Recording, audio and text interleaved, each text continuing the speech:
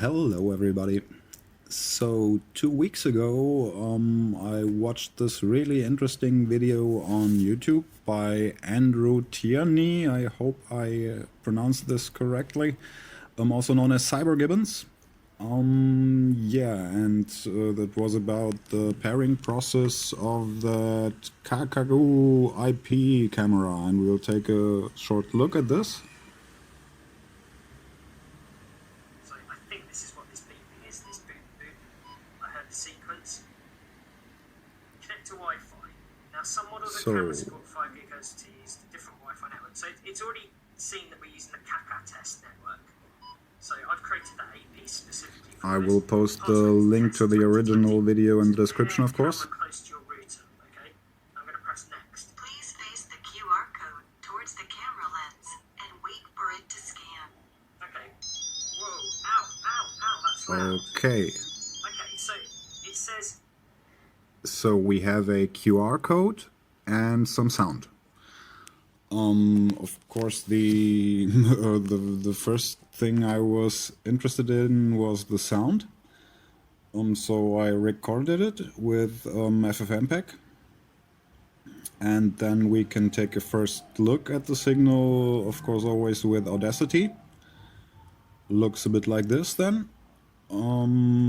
First thing we do is we split the stereo track to mono and remove one of them. And then Audacity has the nice feature of either spectrogram or multi-view, which gives you both. So here in the lower part now we have the spectrogram, and this already gives us a hint at what type of signal we are looking at. Here in the middle you have these interesting ladders. This seems to be some sort of clock signal, or I don't know, I ignored it for now. But on each side of these, let's call it clock signal for now, we have obviously some encoded data. First place to look for signals is of course always the SIG-ID wiki.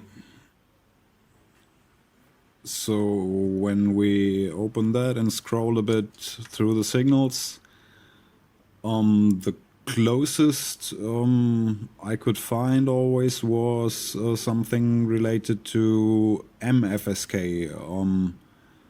multiple frequency shift keying, which, let's see if we find one right here. Basically looks like this. You have a certain amount of frequencies, and of these frequencies only one is active at a time. That means we have a pulse length, shall we say, and there's always one pulse at one frequency at a given point in time.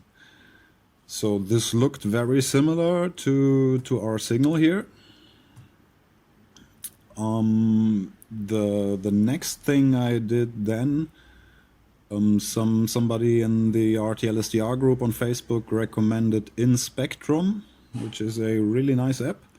It doesn't accept WAV files. You first have to use GnuRadio to convert the file, but then we can take a look at it, and yeah, this looks amazing. Very psychedelic.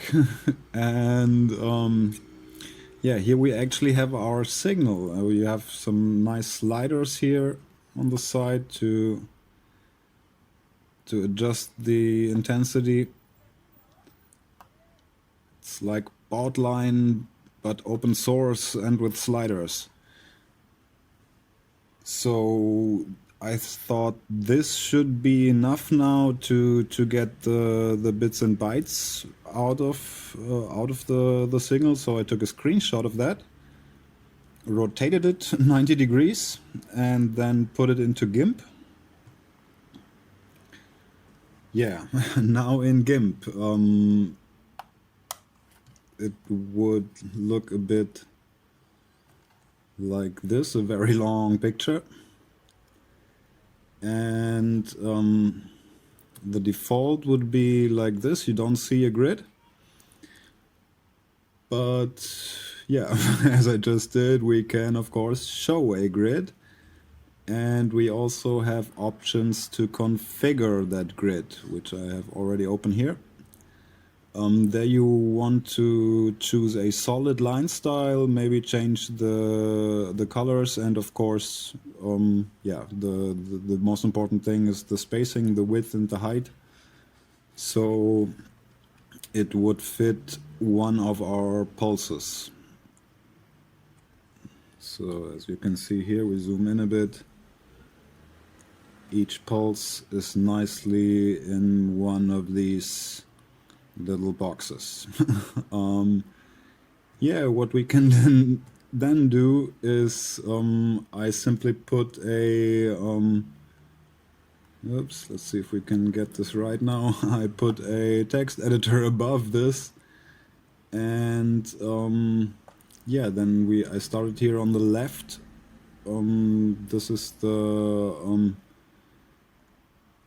here we have a 0-bit, the leftmost channel, and counted them, and it happens to be 16 frequencies. So I gave them names from 0 to F.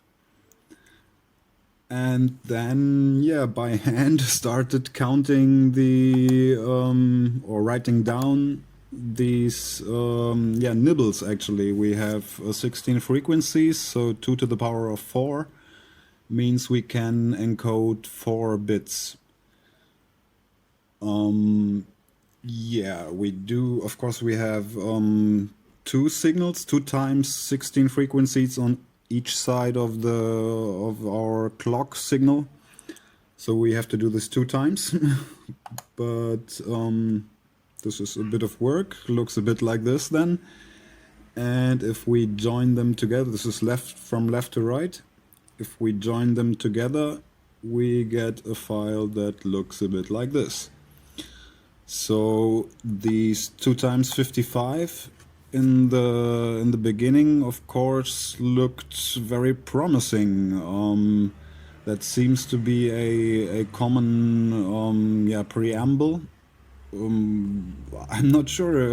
I read something about amplitude shift keying, where it was used to kind of wake up the receiver or make the receiver more sensitive for the following message or something. I'm definitely the wrong person to talk about this, but had to do something with amplitude shift keying.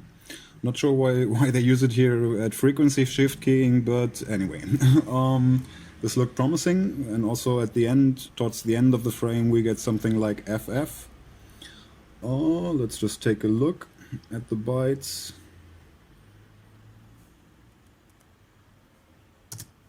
So this would look like this. This looks promising. What I did then is I threw them into an online hex converter, which gives you ASCII and binary and whatnot. But yeah, I was interested in this binary, so I copied this, and yeah, you can only copy mark these 3, but awk to the rescue.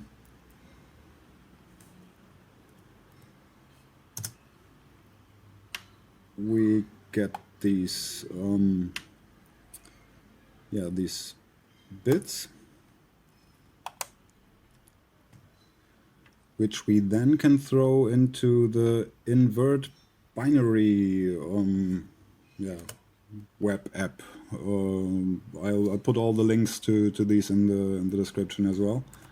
So we paste this in here, then invert the bits,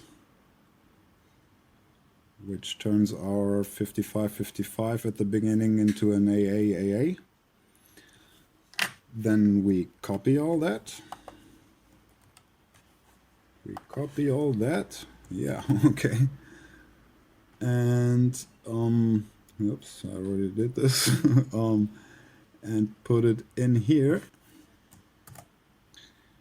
And yeah, this looks very interesting because as we saw earlier in the video, there's a QR code, and you can, if you watch the video on a decent resolution and go to full screen mode, you can of course scan that QR code with a QR code scanner.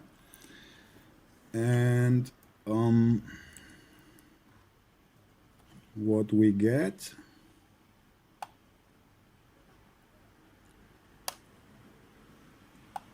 looks, let's keep this in the foreground, looks a lot like what we decoded here. At least here, these this first part, I don't know if this is this S here happens to be, seems to be the SSID.